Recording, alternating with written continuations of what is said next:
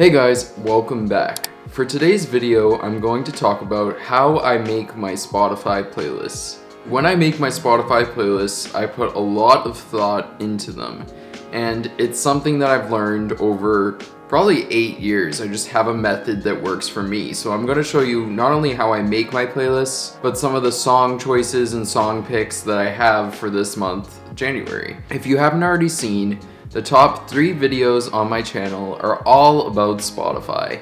And something that you might not know about me is that I did work in the music industry.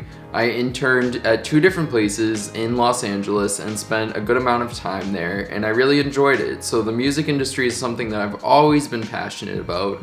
So this is something that I want to share with you guys, my channel. And I'm also going to share with you some of the song picks that I have on my playlist for this month. There should be a song for everyone. I have a pretty versatile music taste. The only genre I'm not really into is death metal. I mean, there might be like one song. There is one song. There's only one death metal song I like, and it's like not even... yeah, but I'm gonna show you how I make, title, and customize my playlists that I do every month. And every month is the best method that I've found because I get sick of music after a while. I'm not someone that likes to have a mood playlist or like I don't know. People operate differently, but that's the method that I like. So let's start with how I title my playlists. I usually just title them what I'm feeling, but more recently, over the past couple of years, I've gotten to experiment with languages. And I really believe this. I think that music is the universal language. I think even if you don't necessarily know a language that a song is in, you can feel the emotion. So that's something that I think is beautiful about music. So I try to incorporate that into my titles. So I'll play around with different languages, even computer coding language. So for this month, I titled my playlist, I don't want to butcher it, it's in French, partially, so I'm just going to let Google Translate pronounce it for us. Chapitre suivant. Chapitre suivant. That means next chapter, and then I did a semicolon, and then 2020. So the semicolon is kind of like computer language. In the past I've done brackets and things like that, so it's like a low-key computer language one. I thought it was a great way to kickstart your year of 2020. Next chapter. It's a new chapter, new page, and new beginnings. So that is how I titled it, and I usually title it when I'm on the go, because that's usually when I get inspiration for a new playlist, or when I make it, it's usually immediate. But then, as the month goes on, I start to customize it even more. So for that, I'm gonna jump to my computer. So, for this month, more recently I've been customizing not only the titles, but the descriptions and the images in my playlists.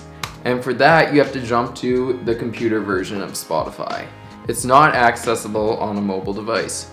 So for that, I'm going to show you how I customize it because I know what picture and description I'm going to do for this month. For this month, I'm going to customize the image. And in the past, like my November playlist, which I'll show you guys. So my November playlist had a still from a 90s movie.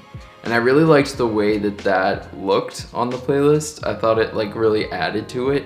So I'm going to keep up with that theme in 2020. So I'm gonna hover over the picture of the playlist that Spotify defaults, and I'm gonna press the pencil button, edit image. And then I'm gonna upload the picture I want, and I tried to make sure that it was a square image, and I'm gonna insert it right there.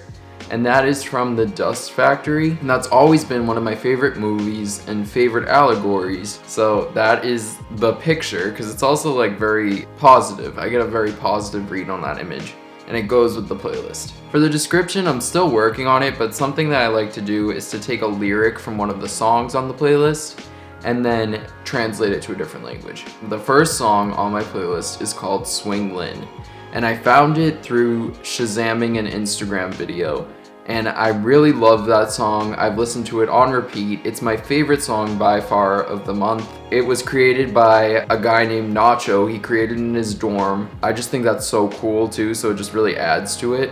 So I'm gonna pull a lyric from that, and I think it's gonna be awkwardly in haze to this little tune. I like it. So I'm gonna go to translate, and I'm gonna change that to probably Icelandic. Another thing I like to do, just as like a final measure, is to take that language and translate it back to English, just to see if that's exactly the translation that I want to send in the words that I want in my playlist. So let me just do that. See, it doesn't translate right. It says hilarious in the hashish, this little thing. So Icelandic probably isn't the move. Alright, so I'm actually gonna convert it to binary code because I found that the languages aren't conveying the right message, which happens sometimes. Okay, ready? So I'm gonna paste awkwardly in haze to this little tune. So that's long. I'm gonna cut that. I'm just gonna make it to this little tune. So here it is. That looks kind of weird, but it looks kind of cool in a weird way because it's like 2020 and it's a ton of zeros and stuff. I don't know. I might change it down the line, but the bottom line is I like to make it almost like a message that you're decoding from my description. And it's usually a lyric from one of the songs in the playlist. Another way that I organize my playlists on Spotify is through the folder option on the desktop devices. This feature isn't accessible on mobile devices yet, but it still adds some organization to my many playlists. So file new playlist folder is how you do it, and I use that to organize different types of playlists. So I have a type of playlist that I love to do called In Order of Importance. And that is for some artists that I like to listen to, whether I fall into the trap of listening to their music or whether I've been listening to them for a long time. I'll make an In Order of Importance playlist where I arrange my favorite songs from their catalog. And then if people don't know the artist, like if someone's like, who's Tame Impala? I'm not gonna be like, you don't know who Tame Impala is? I'm gonna say, oh, I'll send you the playlist that I have where I order my favorite songs from them.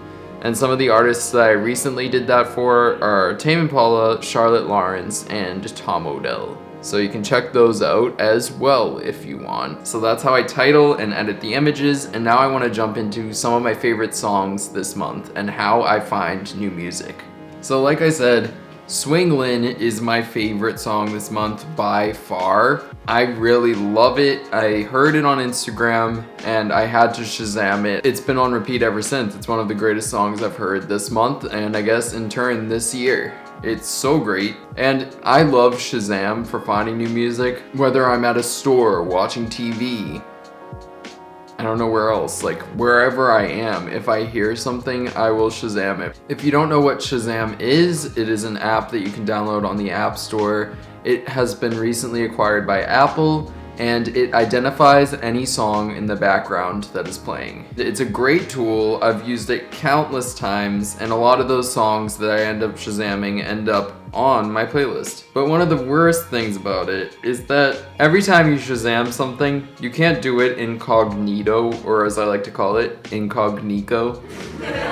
Every time you Shazam something, it shows up with this bright blue screen, and then everyone around you knows you're Shazamming the song. Even if it shows up with a bright blue screen while you're doing it, no regrets in 2020. Don't have any regrets in Shazamming the song that you want to know. The second song that I have on here is Sunflower Volume 6 by Harry Styles.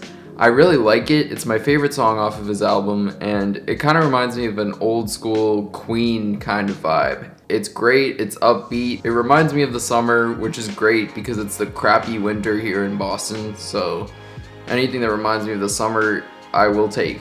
My third song is Rockstar by Post Malone, because why not? You just have to have Post Malone to send good vibes in 2020 and feel like a rock star.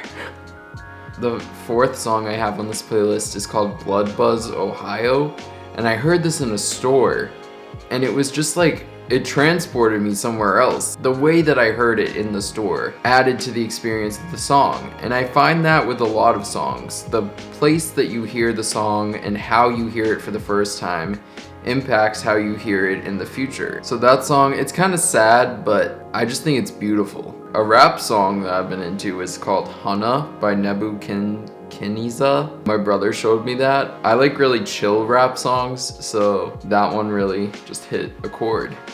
James Blake I've been listening to a lot. His song, I Can't Believe, oh, I said Can't. because he's British and that's how he says it in the song. His song, I can't say it without saying can't. I can't believe the way we flow. That song is great. James Blake is another person that I heard him for the first time in London, and it was at the London Museum at night.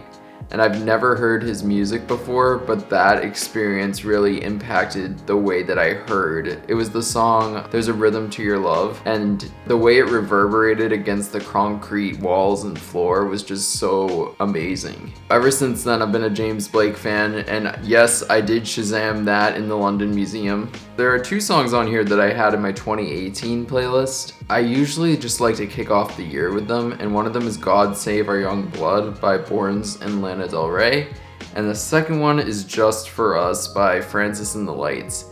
Just For Us by Francis and the Lights is one of my favorite songs. I just really like it. It gets me in a good mood every time I hear it, every single time. I've been listening to Phineas. He's Billie Eilish's brother, and his music is great on its own. He produces a lot of Billie's music, so I think that he deserves the same recognition that she gets because his music is equally as great. 2 of his songs that I added to this playlist are Let's Fall in Love for the Night and I Don't Miss You at All. I've been listening to Blinding Lights by The Weeknd, and where I found that song was TikTok of all places. Sometimes the TikTok songs are really great because they put them on repeat. TikTok's just a great formula for music discovery. People make dances to the songs, people just interact with the songs. So the Weeknd song got stuck in my head after a while, and I really like it. Selena Gomez dropped a new album, and I think it's great. I think the production is great. She usually works with Julia Michaels on her albums. The album's called Rare. 2 of those songs that I added are the album title song, Rare. That one's good because I like the bass line in that. It's unlike anything I've heard recently, so I think it's like a refreshing sound. And then the second song is A Sweeter Place featuring Kid Cudi. I love it when Kid Cudi features other artists or works with other artists, and I could hear that song and I immediately knew that it was Kid Cudi that worked on that. It reminded me of the song Red Eye featuring Haim by Kid Cudi. He just has a very unique sound in the way that he layers his music. So that song is great. It's called A Sweeter Place, and I bet it's gonna become popular in the summer. Another one is Graveyard by Halsey. I never was a huge fan of Halsey, not that I wasn't a fan of hers, I just never really listened to her music. But I saw her perform at the American Music Awards, and I thought that it was the best performance of the night. Her performance made me like the song more because it showed the meaning of the song. It was like her fighting herself. So I thought that was a cool concept, and I thought that the visuals were really cool, so I added it to this month's playlist. And then another person that I love is Tame Impala. His new album comes out February 14th, Valentine's Day. And his new album is a lot more mainstream than in the past, but I think that's a great thing because I think he has potential to become even like the next Michael Jackson or something like that. I think he has the potential to become a household name without losing himself. So the song I added for this month is Lost in Yesterday, but I also added Posthumous Forgiveness. Posthumous Forgiveness is a great song. It reminds me of Dream On by Aerosmith. It's 6 minutes and it's 2 parts and it's great. A song I've had on repeat is What Once Was by Hers. Let's do 2 more. So there's a song called The Day Is Coming by My Morning Jacket, and I added it because it reminded me of Tame Impala, and I thought if Tame Impala sang that song or even covered that song, it would be a crazy experience, but I still love the song by itself too. And the last one I will say is BB Song by Blonder.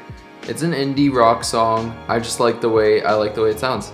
That's it. Simple as that. So yeah, that's how I make my playlists each month. I apply a lot of customization to them, and I really enjoy it. So if you like this video, please give it a thumbs up. If you want to see more from me, click the subscribe button. I post a new video every Thursday, and if you want to follow me on Spotify, the link will be in my description. And the music I pick, I hope that you find some songs that you like from my monthly playlist of January 2020. I really enjoy making playlists, and if you want to tune into them, check them out. All right, I'll see you guys next week.